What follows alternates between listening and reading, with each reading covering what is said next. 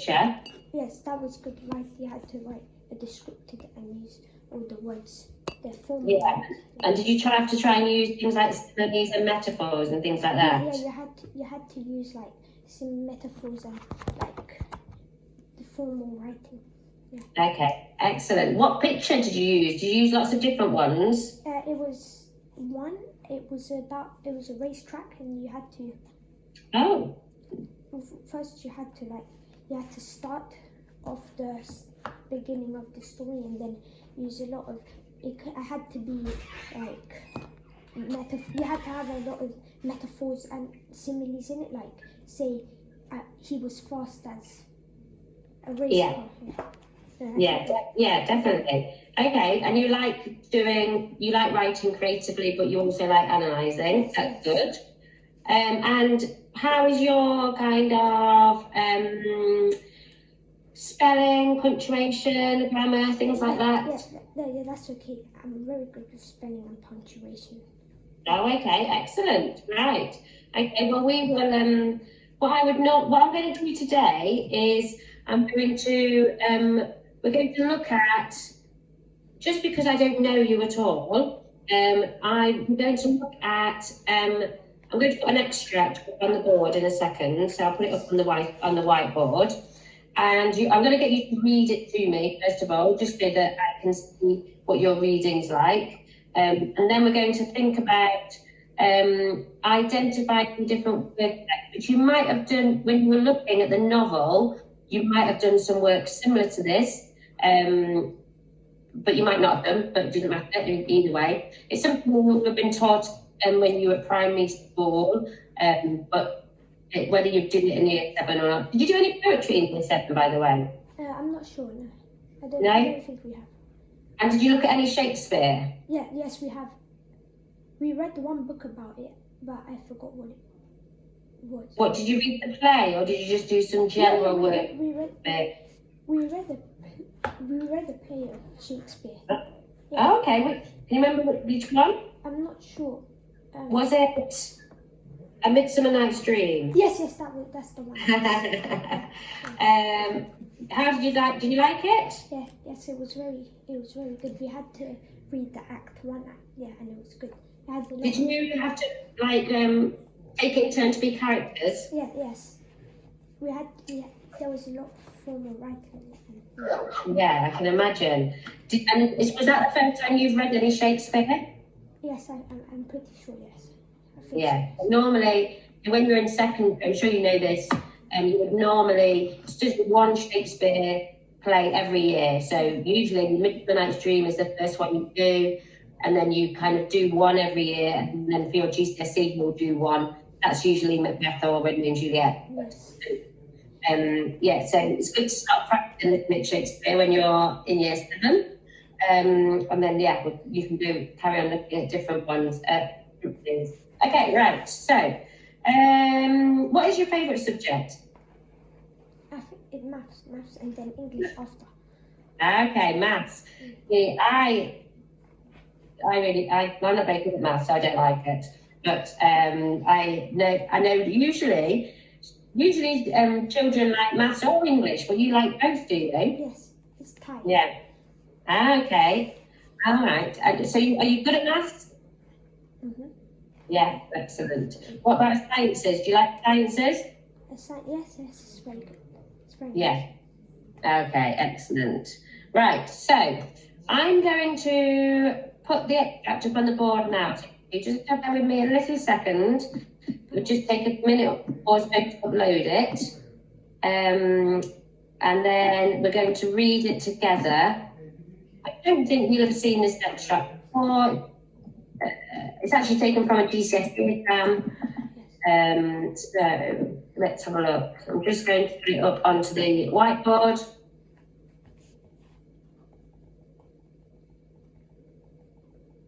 Let's have a look. So are you reading a book at the moment? Yes, I am. Mm-hmm. What book are you reading? It's called The Chimp Paradox. I'm not sure. The what, sorry? The Chimp Paradox. I'm not sure. I've not read that. It's good. Yeah? Okay, excellent.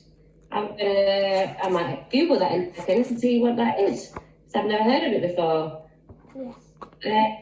Usually I've heard of some of most, but right, here we are, Nigel later. So, this is just coming on, it should be coming on your screen now. Okay. Hang on a second. It is here. Yeah, we got it. Okay, excellent. So it's not a very long extract, it's just one big paragraph actually. If you wrote a story and wrote a paragraph this long, I'd probably tell you off and say you need to split it up into smaller paragraphs. But we've got one big long paragraph here. This is written by a man called Nigel Slater, who is, you might probably haven't heard of him. He's had a TV series before. He's relatively well known. Not as well known as like your Jamie Olivers or your what was his name? Was the other as well? Gordon Ramsay. But he had a TV program, so he's pretty well known. And he wrote a book that is called Eating for England, and it's all about kind of different experiences he had in different situations, also with food and things like that. Okay. So, what we're going to do then, first of all, is are you okay reading that out? Yes. Yeah. Okay, excellent. I'm gonna get you to read it to me first of all. So I'll help you if there's any words that you don't know, just to get an idea of what your reading is like, and then we'll do a tag after that that's going to involve you doing some work on the extract. Is that okay? Yes. Yeah. Can you hear me? Okay. Yes. Excellent. Perfect. Right. So I'll just read the title to you. So, The Sweet Shop, an extract from Eating for England, a book by Nigel Slater, a well-known chef and food writer. Okay. When I had been particularly good, or as I suspect now, my father had been particularly bad. He would drive me to the sweet shop on Colway Road. On the wall behind the counter were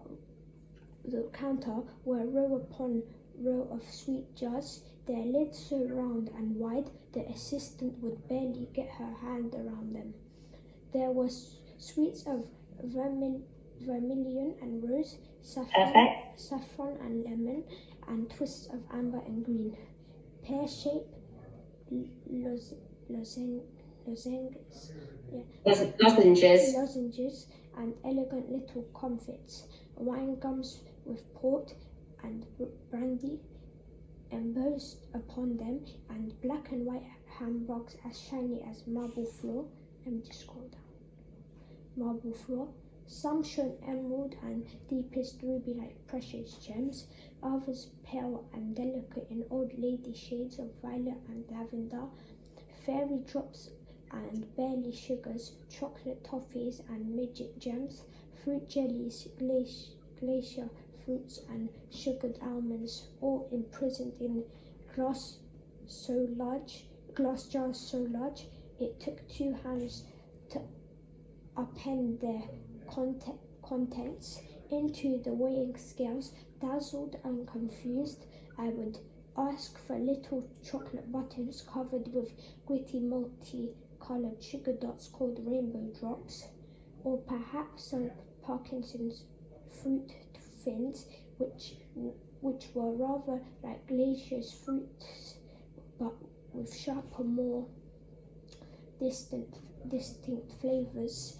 Nowhere have I encountered such a nationwide interest in sweets as in Britain. Nowhere have I encountered a newsagent's where you have had to lean over a counter full of chocolate bars to pay for your daily paper. Our soft spot for the sweet may well be due to the sense of calm that ensues as sugar dissolves. Let me scroll down. In our mouths, let an old-fashioned sweetie dissolve on your tongue, and it is as good as turning the pages of a photograph album. Excellent, lovely. Thank you very much. You did really well. I think there's only one word, or a couple of words that you weren't sure of. You managed to sound them out and read them, so really good. Well done. Okay. Have you got a sweet shop near you that sounds like this sweet shop? Yeah, around the corner. Around the corner, yes. Do you like eating sweets? Yeah. Yeah. I think most children do, and a lot of adults do. So do you ever go to the sweet shop and buy sweets? Sometimes, yeah. Sometimes. Okay, so you can imagine going into a sweet shop and buying some sweets. And this man has described it in quite a lot of detail.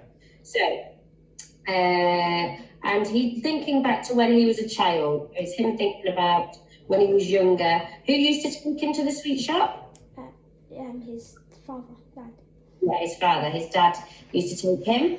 And what would the sweet he used? What kind of, obviously describes lots of sweets. Which one did he usually pick? We would usually pick the. There was a lot of them, and I think it was the.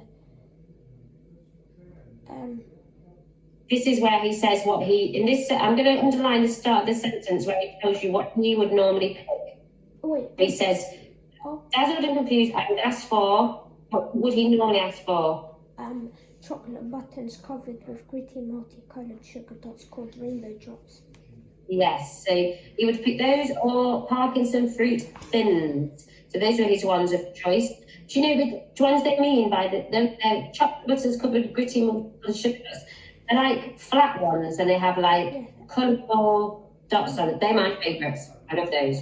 So so he would normally pick the same ones. I know I normally pick the same one when I go to the sweet shop every time. Okay. What does he what's he compare in the last line of the extract? What does he compare eating a sweet to? Turning the pages of a photograph album. Yeah, so you have photograph, I know I've got lots of photograph albums, but I know nowadays young people don't have photograph albums. But do you have photograph albums in your house? A lot, yeah. A lot. Who normally puts the photographs in the photograph albums? My parent. Your parents. And they're normally happy memories, aren't they? Mm-hmm. You wouldn't normally put a photograph in a photograph album of something that's bad that's happened. I suppose nowadays, like things like Facebook, Instagram, that's more like that's what your photograph album is nowadays. People put photos there, whereas I thought we kind of print them out so we can look back on the past and think about all those happy times that we've had, usually a day or a day out. You can see that when he's speaking in past tense. Also, you can say the photograph album is also in past tense. So it is exactly, yeah. He's also like looking back in the he's looking back on his memory, isn't he? Yeah. Like when you look at a photograph album. Why would if you've got a photograph album? Mm-hmm. Why do you go back and look through the photos? What are you trying to do? Look for memories. And maybe make yourself feel what? I'm happy. Yeah, I think you usually, I do that. If I've got lots of photograph albums, and sometimes I'll just go and get my photograph albums, look back at a certain holiday, and look at those happy memories. Mm-hmm. Have you heard of the word nostalgic? Yes, I have. You know what it means, nostalgic? I believe in the past, like looking happy about the past. Yeah, it is basically. If you're feeling nostalgic, you're looking at the past and you're longing for time. You're looking back on it in an affectionate way, in a happy way, and you're almost wishing you were back there. And that's what people do when they look at a photograph album, but also probably when they eat sweets. So when I eat sweet now, when I was a child, it takes me back to being a child. And that's what he's saying it's like, isn't it? Okay, lovely, right. So, if you used Tutorful before? Yes. No, I recently started. Okay, so you know where the tools are with the Yes, blue so yeah, circle? with the blue circle. The pen, Okay. yes. So you're going to use the highlighter tool or underline, it's up to you. Let me find it. Add shape, add text. No, wait, let me find it real. Draw, is it called draw? Yeah, draw, that's your underlining. And for your highlighter, in fact, and you can use, the top one's a pencil, the second one that's like a square is a highlighter. Okay. And you're going to have 4 different colours. Yes. And you're going to make a key underneath these colours. So do you know how to change the colour on your highlighter? Yes, yes. Okay, so I want you to do me 4 like dots of your different colours, and you're going to do a key, and you're going to write next to your 4 dots in your different colours, adjectives, adverbs, nouns and verbs. Start off doing your key for me first of all. Oh, I'm starting, yes.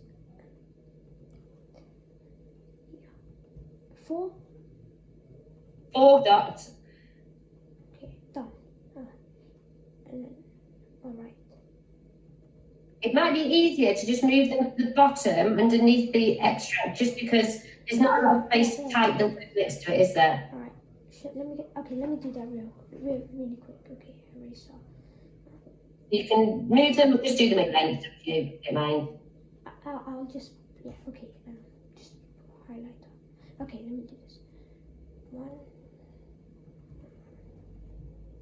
2,